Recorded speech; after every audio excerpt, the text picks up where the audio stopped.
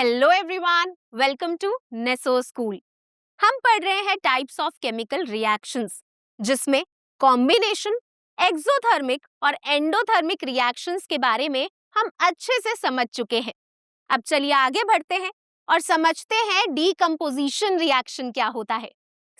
हमारे आज के लेक्चर का नाम है decomposition reaction and its types, जिसमें आज का हमारा पहला टॉपिक होगा डीकंपोजिशन रिएक्शन। इस टॉपिक में हम समझेंगे कि डीकंपोजिशन रिएक्शन क्या होता है एग्जाम्पल की मदद से। इसके बाद हमारा सेकंड टॉपिक होगा टाइप्स ऑफ डीकंपोजिशन रिएक्शन। इस टॉपिक में हम समझेंगे डीकंपोजिशन रिएक्शन के डिफरेंट टाइप्स के बारे में। तो चलिए शुरू करते हैं पहले टॉपिक के साथ, जो है डीकंपोजिशन रिएक्शन। और ये टॉपिक आपकी बुक में यहाँ पर समझाया हुआ है। तो जैसा कि आप यहाँ पर देख सकते हैं, इस टॉपिक में एक एक्टिविटी भी इन्वॉल्व है। हम डीकंपोजिशन रिएक्शन को समझेंगे इसी एक्टिविटी की मदद से। तो चलिए सबसे पहले हम समझते हैं डीकंपोजिशन रिएक्शन में डीकंपोजिशन का क्या मतलब होता है। डीकंपोजिशन का मतलब होता है डीकंपोज होना, यानी कि ब्रेक डाउन होना। डीकंपोजिशन रिएक्शन एक ऐसा रिएक्शन है जिसमें रिएक्टेंट ब्रेक डाउन होता है, यानी कि डीकंपोज होता है और बनाता है बहुत सारे products. Decomposition reaction is a reaction in which a single reactant breaks down into simpler substances. ये एक ऐसा रिएक्शन है जिसमें सिंगल रिएक्टेंट, यानी कि एक ही रिएक्टेंट टूट जाता है बहुत सारे सिंपल सब्सटेंसेस में। अब चलिए डीकंपोजिशन रिएक्शन को इस एक्टिविटी की मदद से समझते हैं। अब इस एक्टिविटी में हमने लिए हैं फेरस सल्फेट क्रिस्टल्स। अब ये फेरस सल्फेट क्रिस्टल्स क्या है? तो सबसे पहले हम क्रिस्टल्स का मतलब समझते हैं। क्रिस्टल्स क्या होते हैं? जब किसी सब्सटेंस में, यानी कि किसी कंपाउंड में वाटर ऐड हो जाता है, यानी कि वाटर मॉलिक्यूल्स कंपाउंड के साथ जुड़ जाते हैं, तो वो क्रिस्टल्स की शेप ले लेते हैं। अब जैसा कि आप यहाँ पर देख सकते हैं, कुछ ग्रीन कलर्ड क्रिस्टल्स प्रेजेंट हैं। ये क्रिस्टल्स हैं फेरस सल्फेट के, यानी कि FeSO4 के। अब ये जो FeSO4 क्रिस्टल्स हैं, इनका कलर होता है ग्रीन। फेरस सल्फेट क्रिस्टल्स, यानी कि फेरस सल्फेट में वाटर मॉलिक्यूल्स भी प्रेजेंट हैं। अब कितने वाटर मॉलिक्यूल्स हैं? फेरस सल्फेट में 7 वाटर मॉलिक्यूल्स जब ऐड हो जाते हैं तो फेरस सल्फेट क्रिस्टल्स की शेप ले लेता है। अब जब हम इन फेरस सल्फेट क्रिस्टल्स को, यानी कि इन ग्रीन कलर्ड क्रिस्टल्स को हीट करते हैं तो क्या होता है? जब हम फेरस सल्फेट क्रिस्टल्स को हीट करते हैं तो हमें एक रेड कलर्ड, यानी कि रेडिश ब्राउन कलर्ड सब्सटेंस मिलता है और साथ ही में एक अजीब सी सल्फर स्मेल आती है। जब फेरस सल्फेट क्रिस्टल्स को हम हीट करते हैं तो हमें जो रेडिश ब्राउन कलर्ड सब्सटेंस मिलता है वो होता है फेरिक ऑक्साइड का, यानी कि Fe2O3 का। अब इस सब्सटेंस के साथ कुछ गैसेस भी रिलीज होती हैं, जैसे कि सल्फर डाइऑक्साइड, यानी कि SO2 एंड सल्फर ट्राइऑक्साइड, यानी कि SO3 गैस। अब इन दोनों गैसेस की वजह से एक अजीब सी इरिटेटिंग पंजेंट स्मेल आती है। फेरस सल्फेट क्रिस्टल्स को जब हम हीट करते हैं तो हमें फेरिक ऑक्साइड मिलता है और साथ ही में सल्फर गैसेस, यानी कि सल्फर डाइऑक्साइड गैस और सल्फर ट्राइऑक्साइड गैसेस रिलीज होती हैं। अब चलिए थोड़ा डिटेल में समझते हैं कि फेरस सल्फेट को हीट करने पे क्या होता है। तो जैसा कि मैंने आपको बताया, फेरस सल्फेट क्रिस्टल्स, यानी कि इनमें वाटर मॉलिक्यूल्स प्रेजेंट है। तो जब इन क्रिस्टल्स को हम हीट करेंगे तो सबसे पहले इनके अंदर जो वाटर मॉलिक्यूल्स हैं वो इवेपोरेट हो जाएंगे।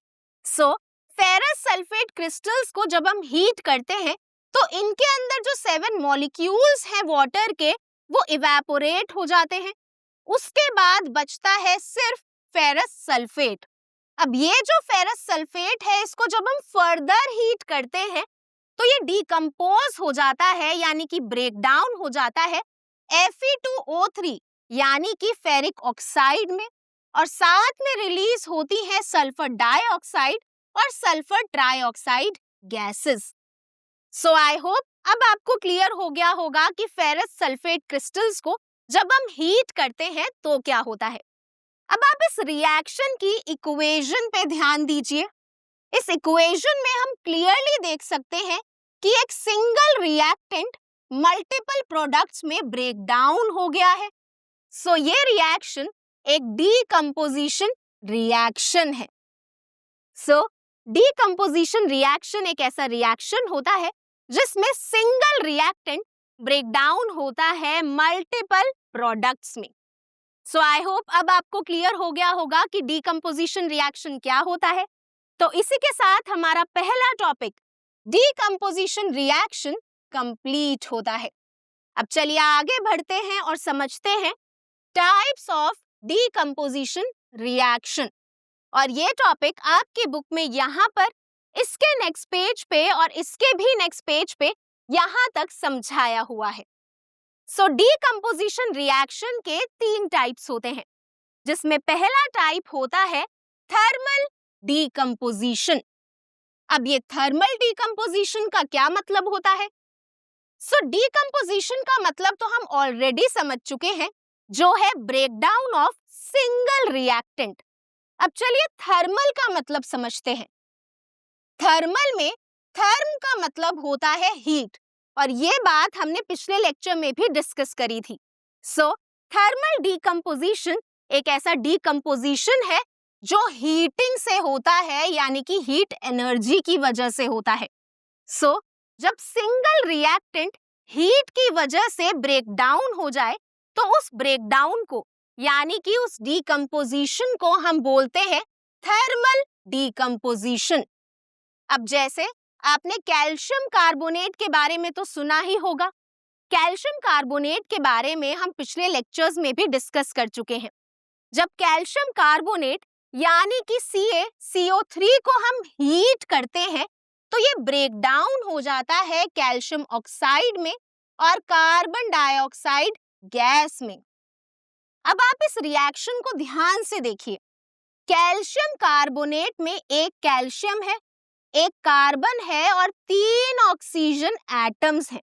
सो जब कैल्शियम कार्बोनेट को हीट किया जाता है तो यहाँ पर जो कैल्शियम है वो ऑक्सीजन के साथ बॉन्ड बनाता है और कन्वर्ट हो जाता है कैल्शियम ऑक्साइड यानी कि क्विक लाइम में। अब कैल्शियम ऑक्साइड के साथ रिलीज होती है कार्बन डाइऑक्साइड गैस। सो इस रिएक्शन में आप देख सकते हैं कि हीट की वजह से रिएक्टेंट का ब्रेकडाउन हुआ है। सो ये रिएक्शन एक थर्मल डीकंपोजिशन है। अब इस रिएक्शन के बहुत सारे यूजेस हैं, जैसे इस रिएक्शन से हमें मिलता है कैल्शियम ऑक्साइड यानी कि क्विक लाइम। अब क्विक लाइम के बहुत सारे यूजेस हैं, जैसे क्विक लाइम को यूज किया जाता है इंडस्ट्रीज में, स्पेशली इन सीमेंट मैन्युफैक्चर, यानी कि सीमेंट बनाने के लिए क्विक लाइम का यूज किया जाता है। और जैसा कि हमने पिछले लेक्चर में डिस्कस किया था, जब क्विक लाइम को हम वाटर में मिक्स करते हैं तो हमें मिलता है स्लेक्ड लाइम, जो व्हाइट वॉशिंग के लिए यूज होता है। सो जो क्विक लाइम है बहुत चीजों के लिए यूज होता है और क्विक लाइम को बनाया जाता है कैल्शियम कार्बोनेट को हीट करके। अब चलिए सेकेंड एग्जाम्पल देखते हैं। सो सेकेंड एग्जाम्पल में हमने लिया है लेड नाइट्रेट, जिसका केमिकल फॉर्मूला है PbNO3 होल ट्वाइस। सो जब लेड नाइट्रेट को हम हीट करते हैं तो क्या होता है, चलिए समझते हैं इस डायग्राम की मदद से। तो जैसा कि आप देख सकते हैं यहाँ पर टेस्ट ट्यूब में लेड नाइट्रेट लिया गया है, जिसको बर्नर की मदद से हीट किया जा रहा है। अब जब हम टेस्ट ट्यूब में लेड नाइट्रेट लेते हैं और उस टेस्ट ट्यूब को हीट करते हैं तो हमें दिखता है कुछ देर बाद उस टेस्ट ट्यूब में ब्राउन फ्यूम्स निकलने लगती हैं, यानी कि ब्राउन कलर की गैस या धुआं निकलने लगता है। तो वो ब्राउन फ्यूम्स किस चीज की होती हैं? चलिए समझते हैं। तो जैसे ही हम लेड नाइट्रेट को यानी कि PbNO3 होल टॉइस को हीट करते हैं, तो ये जो लेड नाइट्रेट है ये ब्रेक डाउन हो जाता है और बनता है लेड ऑक्साइड यानी कि PbO। अब लेड ऑक्साइड के साथ दो गैसेस भी रिलीज होती हैं, जिसमें एक गैस होती है नाइट्रोजन डाइऑक्साइड की, जिसकी वजह से ब्राउन कलर्ड फ्यूम्स रिलीज होती हैं। नाइट्रोजन डाइऑक्साइड में नाइट्रोजन प्रेजेंट होता है और नाइट्रोजन की वजह से ये जो गैस है ब्राउन कलर की होती है। सो नाइट्रोजन डाइऑक्साइड की वजह से हमें ब्राउन फ्यूम्स दिखती हैं। अब नाइट्रोजन डाइऑक्साइड के साथ एक और गैस रिलीज होती है जो है ऑक्सीजन गैस। सो इस रिएक्शन की ये एक कंप्लीट इक्वेशन है जिसमें PbNO3 whole twice on heating gives PbO यानी कि लेड ऑक्साइड, NO2 यानी कि nitrogen dioxide and oxygen gas यानी कि O2। अब इन दोनों रिएक्शंस को हमें अच्छे से याद रखना है क्योंकि एग्जाम में पूछे जाते हैं।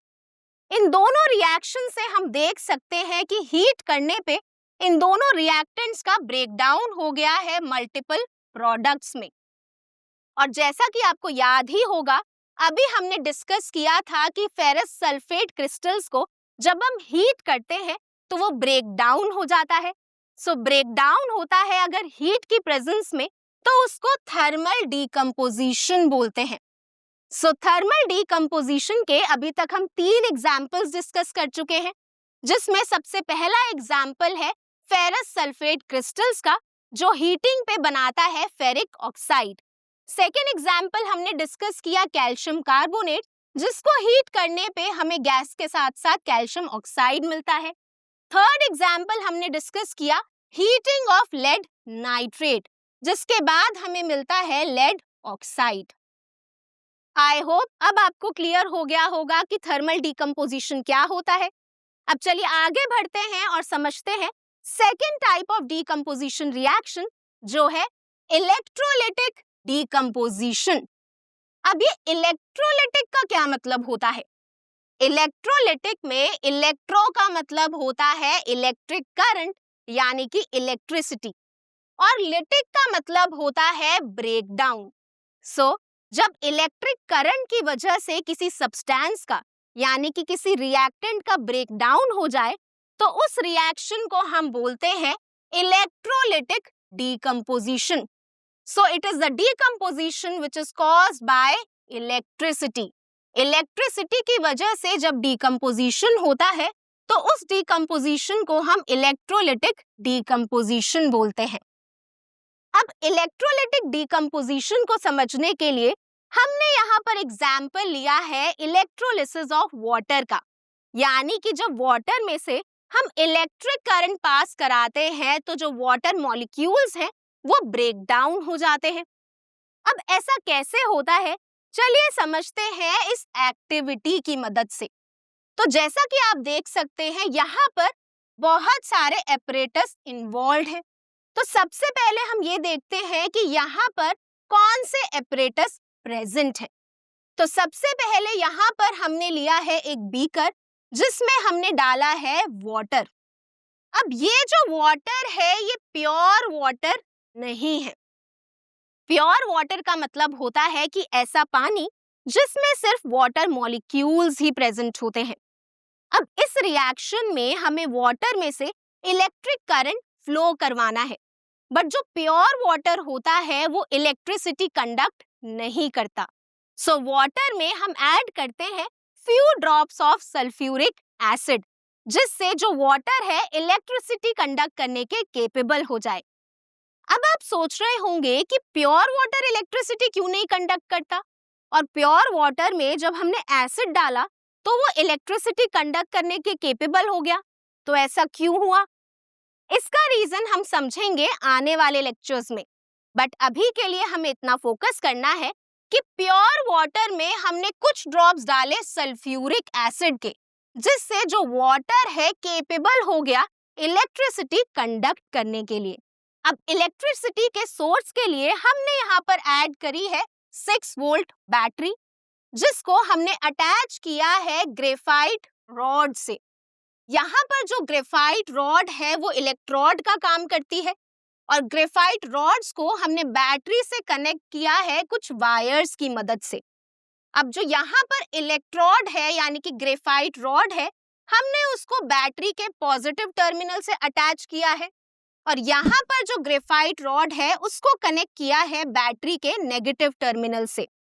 अब यहाँ पर जो ग्रेफाइट रॉड है जो पॉजिटिव टर्मिनल से अटैच्ड है, इसको हम बोलते हैं एनोड और जो नेगेटिव टर्मिनल से अटैच्ड है उसको हम बोलते हैं कैथोड। हमें यहाँ पर एक बात अच्छे से ध्यान रखनी है कि एनोड पॉजिटिवली चार्ज्ड है और जो कैथोड है वो नेगेटिवली चार्ज्ड है। एनोड पे पॉजिटिव चार्ज होने का मतलब होता है कि एनोड पे इलेक्ट्रॉन्स की कमी है और कैथोड नेगेटिवली चार्ज्ड है यानी कि कैथोड पे इलेक्ट्रॉन्स बहुत ज्यादा है। सो यहाँ पर हमने इलेक्ट्रोड्स लिए हैं और उनको कनेक्ट कर दिया है बैटरी से। जो पॉजिटिवली चार्ज्ड है उसको एनोड बोलते हैं और जो नेगेटिवली चार्ज्ड इलेक्ट्रोड है उसको कैथोड बोलते हैं। अब जैसा कि आप देख सकते हैं यहाँ पर हमने बीकर से वाटर फ्लो ना हो इसीलिए यहाँ पर हमने रबर स्टॉपर्स लगाए हैं और साथ ही इस सर्किट में एक स्विच भी पुट किया है। अब नेक्स्ट हमने यहाँ पर ऐड करी है टेस्ट ट्यूब्स जिनमें ऑलरेडी वाटर फिल्ड था। अब यहाँ पर सेटअप रेडी है एक्टिविटी के लिए। अब सेटअप को रेडी करने के बाद यहाँ पर स्विच है, हमने इसको ऑन कर दिया। अब स्विच ऑन करने के बाद इस सर्किट में से इलेक्ट्रिसिटी फ्लो होना स्टार्ट हो जाएगी। अब इलेक्ट्रिसिटी फ्लो होने के बाद हमने देखा कि इन दोनों टेस्ट ट्यूब्स में कुछ एयर बबल्स आने शुरू हो गए, यानी कि जैसे ही हमने स्विच ऑन किया और इलेक्ट्रिसिटी फ्लो होना स्टार्ट हो गई पानी में, टेस्ट ट्यूब के अंदर एयर बबल्स आना शुरू हो गए। बट ऐसा क्यों हुआ और ये जो एयर बबल्स हैं ये कौन सी गैस के बबल्स हैं? चलिए समझते हैं। तो जैसे ही हमने इस सर्किट में से करंट फ्लो करवाया, जो वाटर मॉलिक्यूल्स हैं यानी कि जो H2O मॉलिक्यूल्स हैं वो ब्रेक डाउन होना शुरू हो गए। अब जो वाटर मॉलिक्यूल हैं जैसा कि हमें पता है हाइड्रोजन और ऑक्सीजन से बने होते हैं, तो जब वाटर मॉलिक्यूल ब्रेक होगा तो रिलीज होंगे हाइड्रोजन आयंस और ऑक्सीजन आयंस। सो जैसे ही इस सर्किट में से इलेक्ट्रिक करंट फ्लो होता है, जो वाटर मॉलिक्यूल्स हैं वो ब्रेक डाउन होना शुरू हो जाते हैं हाइड्रोजन आयंस में और ऑक्सीजन आयंस में। अब हाइड्रोजन आयंस और ऑक्सीजन आयंस पे क्या चार्ज होता है? आपको याद होगा क्लास 9th में हमने समझा था कि जो हाइड्रोजन आयंस होते हैं उन पे पॉजिटिव चार्ज होता है और जो ऑक्सीजन आयंस होते हैं यानी कि जो ऑक्साइड आयंस होते हैं उन पे नेगेटिव चार्ज होता है। तो क्या अब आप मेरे को बता सकते हैं कि जो पॉजिटिवली चार्ज्ड हाइड्रोजन आयंस हैं वो कहाँ पर ट्रैवल करेंगे और जो नेगेटिवली चार्ज्ड ऑक्सीजन आयंस हैं वो कौन से इलेक्ट्रोड के पास ट्रैवल करेंगे? तो जैसा कि हमने अभी समझा था, जो एनोड है वो पॉजिटिवली चार्ज्ड है। सो पॉजिटिवली चार्ज्ड इलेक्ट्रोड के पास नेगेटिवली चार्ज्ड आयंस ट्रैवल करेंगे, क्योंकि हमें पता है opposite charges attract each other. So जो नेगेटिवली चार्ज्ड ऑक्साइड आयंस हैं वो जाएंगे पॉजिटिवली चार्ज्ड एनोड के पास और जो पॉजिटिवली चार्ज्ड हाइड्रोजन आयंस हैं वो जाएंगे नेगेटिवली चार्ज्ड कैथोड के पास। अब चलिए सबसे पहले बात करते हैं कि कैथोड पे क्या होता है। अब कैथोड है नेगेटिवली चार्ज्ड और हाइड्रोजन आयंस है पॉजिटिवली चार्ज्ड। और यहाँ पर मैंने आपको अभी बताया कि कैथोड पे नेगेटिव चार्ज है, यानी कि कैथोड पे बहुत सारे इलेक्ट्रॉन्स हैं। नेगेटिव चार्ज का मतलब होता है प्रेजेंस ऑफ इलेक्ट्रॉन्स। ये हम आने वाले लेक्चर्स में भी समझेंगे। अभी के लिए हमें इतना ध्यान रखना है कि कैथोड पे बहुत सारे इलेक्ट्रॉन्स हैं, इसीलिए उस पे नेगेटिव चार्ज है। अब हाइड्रोजन आयंस पे पॉजिटिव चार्ज है, यानी कि उन पे इलेक्ट्रॉन्स की कमी है। सो हाइड्रोजन आयंस जाएंगे कैथोड के पास और कैथोड से गेन करेंगे इलेक्ट्रॉन्स और कन्वर्ट हो जाएंगे हाइड्रोजन गैस में। मैं एक बार दोबारा रिपीट करती हूँ, जो हाइड्रोजन आयंस है उन पे पॉजिटिव चार्ज है, यानी कि इलेक्ट्रॉन्स की कमी है। सो हाइड्रोजन आयंस कैथोड से इलेक्ट्रॉन्स को गेन करेंगे और कन्वर्ट हो जाएंगे हाइड्रोजन गैस में। सो यहाँ पर जो कैथोड है उसमें जो एयर बबल्स हैं वो है हाइड्रोजन गैस बबल्स। अब चलिए आते हैं एनोड पे। एनोड पे पॉजिटिव चार्ज है और ऑक्साइड आयंस पे नेगेटिव चार्ज है। अब ऑक्साइड आयंस पे नेगेटिव चार्ज है, यानी कि ऑक्साइड आयंस के पास एक्स्ट्रा इलेक्ट्रॉन्स हैं। सो ये जो एक्स्ट्रा इलेक्ट्रॉन्स हैं ये रिमूव हो जाएंगे और चले जाएंगे एनोड के पास, यानी कि जो ऑक्साइड आयंस हैं वो इलेक्ट्रॉन्स को लूज कर देंगे और कन्वर्ट हो जाएंगे ऑक्सीजन गैस बबल्स में। सो यहाँ पर जो आप इस रॉड के ऊपर बबल्स देख रहे हैं वो ऑक्सीजन गैस बबल्स हैं। सो अभी तक मैंने आपको बताया कैथोड पे, यानी कि इस टेस्ट ट्यूब में जो एयर बबल्स हैं वो हाइड्रोजन गैस के हैं और इस टेस्ट ट्यूब के अंदर जो एयर बबल्स बन रहे हैं वो ऑक्सीजन गैस के बबल्स हैं। अब चलिए आगे बढ़ते हैं। अब आप इन दोनों टेस्ट ट्यूब में जो एयर बबल्स हैं उनको कंपेयर कीजिए।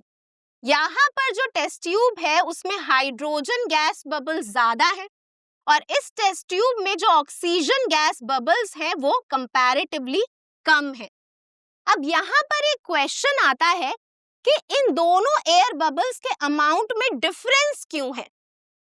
तो जैसा कि हमें पता है वाटर मॉलिक्यूल्स में हाइड्रोजन और ऑक्सीजन जो है वो 2:1 रेशियो में प्रेजेंट होते हैं।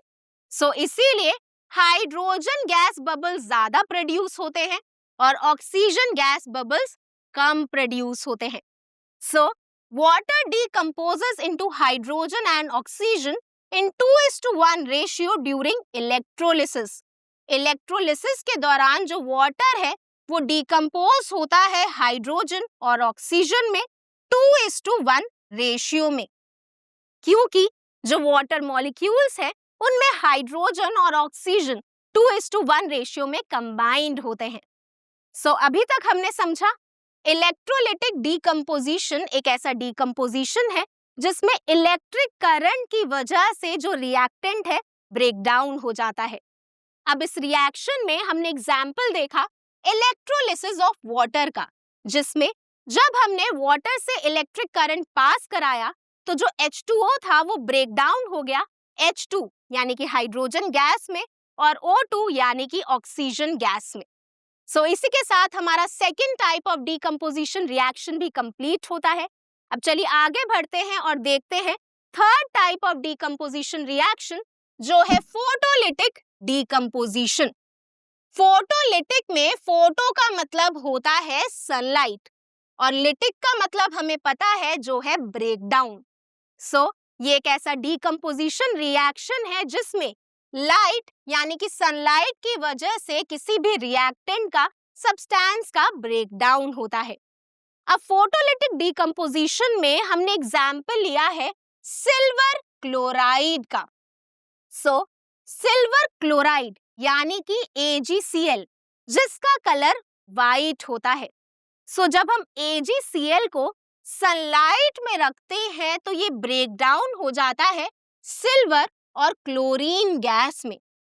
अब सिल्वर का कलर ग्रे होता है तो हम नोटिस करते हैं कि जो व्हाइट कलर्ड सिल्वर क्लोराइड है वो कन्वर्ट हो जाता है ग्रे कलर में, क्योंकि वो कन्वर्ट हो जाता है ब्रेक डाउन हो जाता है सिल्वर में और जो क्लोरीन गैस है वो बाहर सराउंडिंग में रिलीज हो जाती है। अब चलिए देखते हैं नेक्स्ट एग्जाम्पल जो है सिल्वर ब्रोमाइड का यानी कि AgBr का। जब सिल्वर ब्रोमाइड को सनलाइट की प्रेजेंस में रखा जाता है तो वो ब्रेक डाउन हो जाता है Ag यानी कि सिल्वर में और साथ में रिलीज होती है ब्रोमीन गैस। सो इन दोनों रिएक्शंस में आप देख सकते हैं कि सनलाइट की वजह से जो सिल्वर क्लोराइड है और जो सिल्वर ब्रोमाइड है वो ब्रेक डाउन हो गया है, डिकम्पोज हो गया है। सो ये दोनों रिएक्शंस फोटोलिटिक डिकम्पोजिशन रिएक्शन है। अब ये दोनों रिएक्शंस बहुत इंपॉर्टेंट हैं क्योंकि इनको यूज किया जाता है ब्लैक एंड व्हाइट फोटोग्राफी के लिए, और ये पॉइंट हमें एग्जाम के लिए याद रखना है, ये पूछा जाता है। सो इसी के साथ हमारा third type of decomposition reaction भी कंप्लीट होता है और second topic types of decomposition reaction complete होता है। सो आज के लेक्चर में हमने समझा डीकंपोजिशन रिएक्शन क्या होता है। ये एक ऐसा रिएक्शन है जिसमें सिंगल रिएक्टेंट मल्टीपल प्रोडक्ट्स में ब्रेक डाउन हो जाता है। इसके बाद हमने देखे 3 टाइप्स ऑफ डीकंपोजिशन रिएक्शन। पहला थर्मल डीकंपोजिशन, दूसरा electrolytic decomposition and third and last photolytic decomposition reaction. So I hope अब आपको क्लियर हो गया होगा कि डीकंपोजिशन रिएक्शन और उसके टाइप्स क्या होते हैं। तो इसी के साथ हमारा लेक्चर कंप्लीट होता है। अब मैं मिलूंगी आपसे नेक्स्ट लेक्चर में एक नए और इंटरेस्टिंग टॉपिक के साथ। Thank you.